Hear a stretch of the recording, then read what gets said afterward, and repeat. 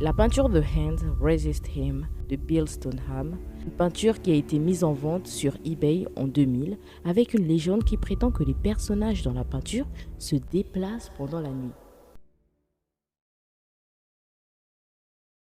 Salut les artistes! Ça fait longtemps, je sais, ça fait longtemps. Je n'existais plus, je ne parlais plus, je ne publiais plus rien. J'avais besoin de temps pour pouvoir mieux mettre en place le plan de ma chaîne YouTube.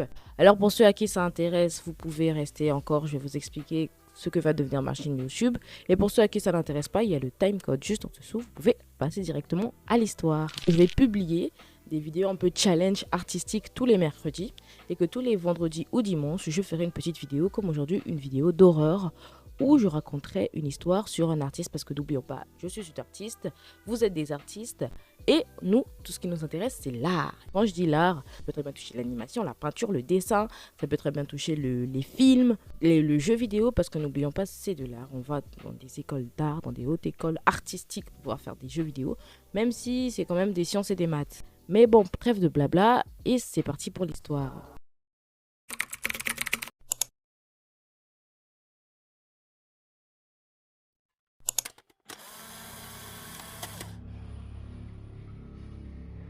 Aujourd'hui, je vais vous raconter une histoire qui a retourné Internet. Une histoire qui, même moi, je n'étais pas au courant, mais qui a plus touché le côté Amérique, vous voyez, d'Internet. Je vais vous raconter l'histoire de The Hands Resist Him. Ça fait peur. Actuellement, j'ai peur. Les gens, je suis toute seule dans ma chambre. J'ai un tableau là. Un tableau que j'ai fait qui a des yeux et qui me fait peur. Là, actuellement, je ne suis pas tranquille. Mais on va continuer la vidéo parce que je veux continuer la vidéo un peu. En recherchant un peu sur cette peinture, je suis partie sur Wikipédia et j'ai vu une certaine description du tableau. Il était écrit que Hands Resist Him, connu sous le nom de tableau hanté d'eBay. Alors pour ceux qui ne savent pas, eBay, c'est une place de marché américaine connue pour son site web de commerce en ligne. Elle a été créée en 1995 par le français Pierre Omidyar. Oui, c'est un Français qui l'a fait. Hands Resist In, connu comme le tableau hanté d'eBay, est un tableau peint par l'artiste californien Bill Stoneham en 1972. Il présente un jeune garçon et une poupée debout devant une porte vitrée contre laquelle de nombreuses mains sont appuyées. Selon l'artiste, le garçon est basé sur une photographie de lui-même à 5 ans. L'embrasure de la porte est une représentation de la démarcation entre le monde éveillé et le monde des rêves, des possibilités. Et la poupée est un guide qui escortera ce jeune garçon au travers.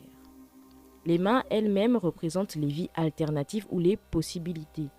Cette peinture est devenue une légende urbaine et un mème sur Internet en février 2000, quand il était disponible sur eBay, accompagné d'une trame de fond élaborée disant qu'il était hanté. Donc déjà là, vous voyez déjà le mood de la peinture là. Carrément, même l'artiste lui-même le dit. C'est qu'il y a quand même quelque chose qui tourne pas rond avec cette peinture. Hein. Oui, ça tourne pas rond. Mais pour mieux comprendre l'histoire, concentrons-nous un peu plus sur l'artiste également, parce que c'est quand même lui qui a peint la peinture.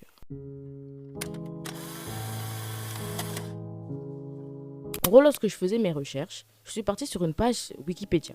En cherchant un peu, je suis descendue et tout, et là je vois un lien qui nous expliquait que si on voulait avoir plus d'informations sur l'histoire.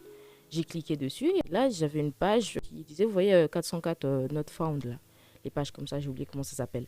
Et donc du coup en cliquant en dessous il y avait encore un lien. J'ai cliqué et là je me suis retrouvée sur le site de l'artiste. Et sur le site de l'artiste, il y avait 2 images et juste en dessous il y avait l'image du coup de la peinture que je suis en train de parler actuellement.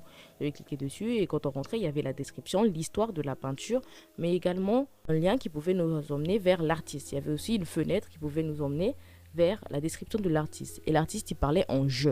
Donc, pour cette partie-là, sur la description de l'artiste, je vais plus parler en je. Je suis née à Boston, en 1947.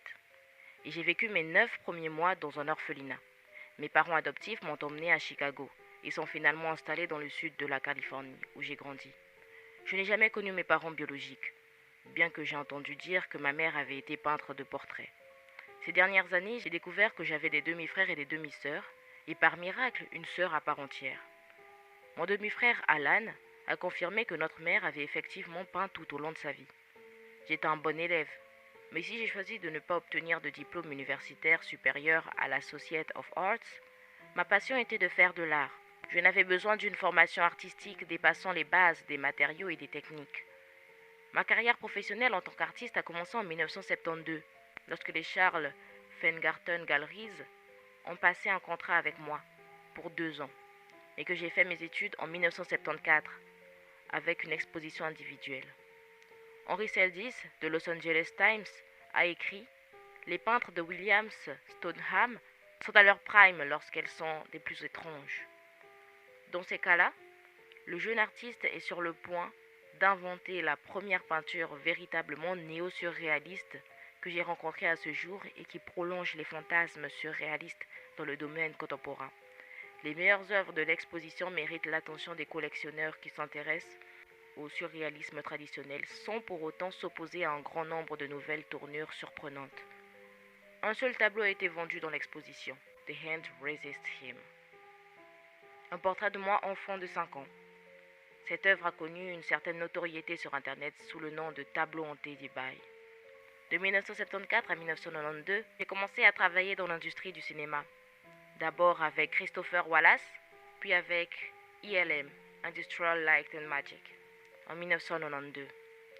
LucasArts Entertainment m'a engagé. J'ai mis mes pinceaux de côté. Au cours de nombreuses années passées dans l'industrie du cinéma et des jeux vidéo, j'ai acquis des compétences utiles à mes activités créatives. L'expérience et l'expertise que j'ai acquises dans la modélisation en 3D et le travail cinématographique m'a donné une approche plus solide de la peinture. J'ai également acquis les compétences nécessaires pour créer des hybrides de musique, de peinture et d'animation, produisant des projets vidéo inhabituels. Aujourd'hui, je travaille uniquement dans mon atelier à domicile,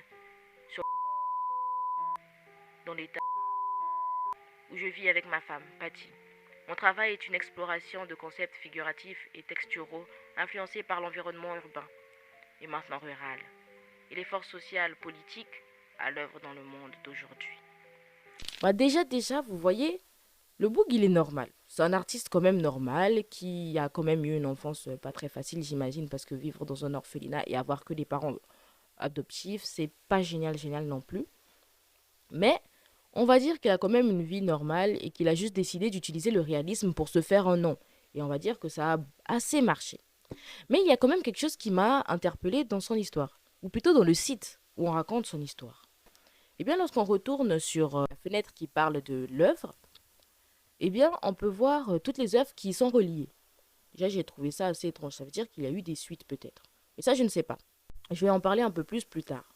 Juste à côté, on peut remarquer qu'il y a un poème. Un poème qui a été écrit. Eh bien, nous allons le lire.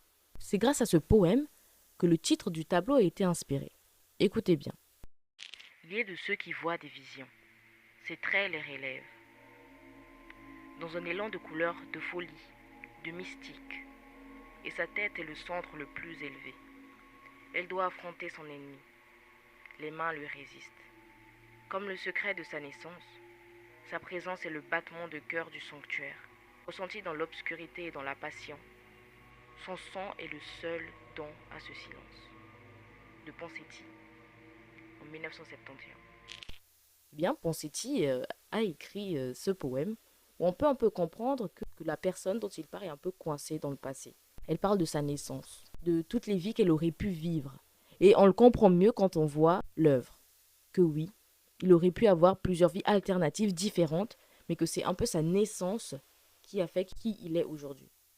Moi, je trouve ça vraiment intéressant et c'est moins creep quand on comprend mieux. C'est plus psychologique et mental. On va plus utiliser là Freud et l'enfance pour ceux qui connaissent un peu les trucs en psychologie. Et maintenant que nous en savons un peu plus sur l'origine du titre et sur l'artiste, alors maintenant nous allons savoir pourquoi c'est devenu un mème sur Internet. Pourquoi il est considéré aujourd'hui comme un tableau hanté.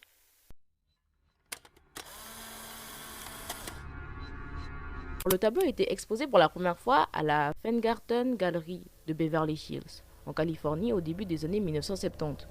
Une exposition personnelle de Stoneham à la galerie qui comprenait l'œuvre a été commentée par le critique d'art de Los Angeles Times. Au cours de l'exposition, le tableau a été acheté par l'acteur John Marley, connu pour son rôle de Jack Ross dans Le Parrain. Quelque temps après la mort de Marley, le tableau a été retrouvé sur le site d'une ancienne brasserie par un couple de Californiens âgés. Comme l'indique leur annonce originale sur eBay, Le tableau est apparu sur le site web de vente aux enchères eBay en février 2000. Selon le vendeur, le couple submentionné, le tableau, était porteur d'une forme de malédiction. Leur description sur eBay contenait une série d'affirmations selon lesquelles le tableau était maudit ou hanté. Ils affirmaient notamment que les personnages du tableau se déplaçaient pendant la nuit et qu'ils quittaient parfois le tableau pour entrer dans la pièce où il était exposé. L'annonce contenait également une série de photographies censées témoigner d'un incident au cours duquel le personnage féminin de la poupée avait menacé le personnage masculin avec un pistolet qu'elle tenait, le poussant à tenter de quitter le tableau.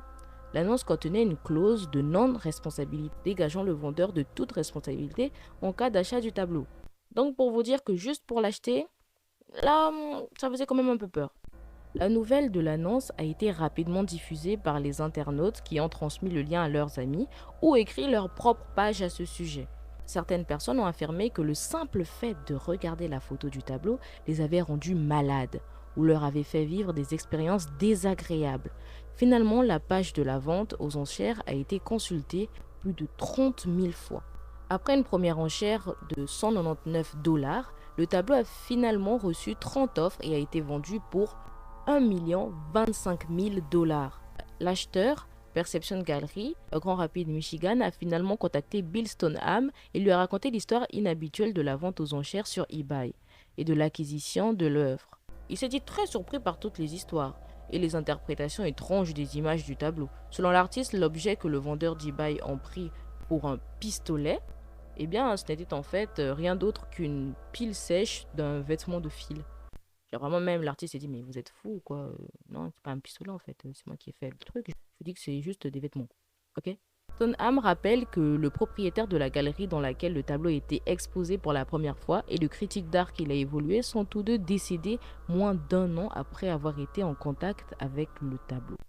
Donc le Boog il a quand même repris la hype. Il s'est dit oui peut-être mais rappelons-le qu'ils sont quand même morts. Donc peut-être bien que ce tableau est vraiment maudit. Qui sait? D'après Stoneham, les personnages ne bougeaient pas vraiment. C'était juste une impression, ou plutôt peut-être pas. Parce qu'il a lui-même remarqué qu'à chaque fois que quelqu'un achetait ce tableau, bien il mourait. Mais alors, est-ce qu'il y a une suite à cette histoire?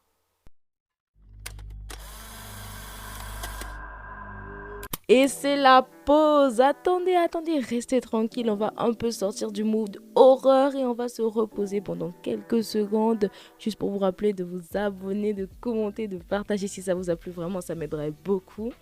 Et c'est parti, on recommence sur la vidéo. Une personne ayant vu l'histoire de la peinture originale a contacté Stoneham en 2004 pour lui commander une suite. Stoneham a accepté et a peint Resistance at the Threshold.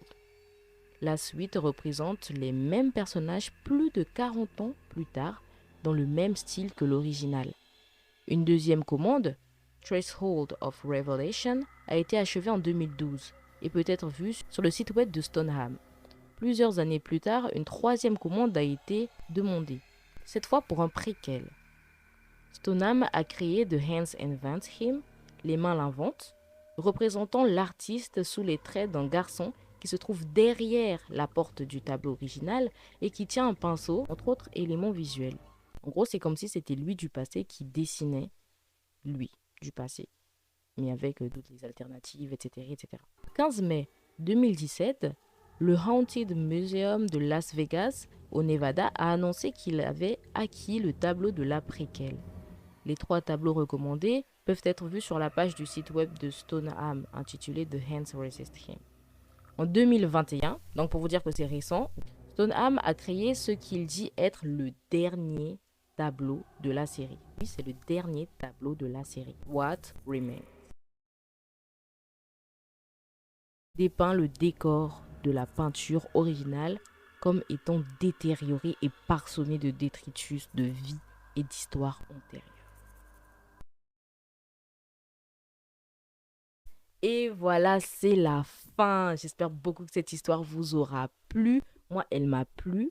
Surtout le fait qu'il y ait eu cette hype sur cette histoire et qu'on ne sait pas si elles sont vraiment réelles, toutes ces histoires effrayantes qui s'est passées sur ce tableau.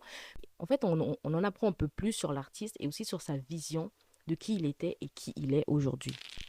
Et donc, ce sera tout pour aujourd'hui. N'oubliez pas de vous abonner, de liker, de commenter, de partager comme j'avais demandé tout à l'heure. Ça m'aidera beaucoup, surtout pour mes projets, parce que j'ai beaucoup de projets en tête là actuellement. Et en plus, dans mes projets, vous allez tous participer. Donc, vraiment, j'espère que vous allez me soutenir. Comme ça, on pourra y aller ensemble dans cette aventure, parce que j'ai vraiment hâte de vous montrer ce que je peux faire. On se dit à mercredi prochain pour un petit challenge artistique et à vendredi ou dimanche pour une autre histoire effrayante, criminelle, sur des artistes, sur des œuvres, etc., etc., sur l'art. Allez, bye bye!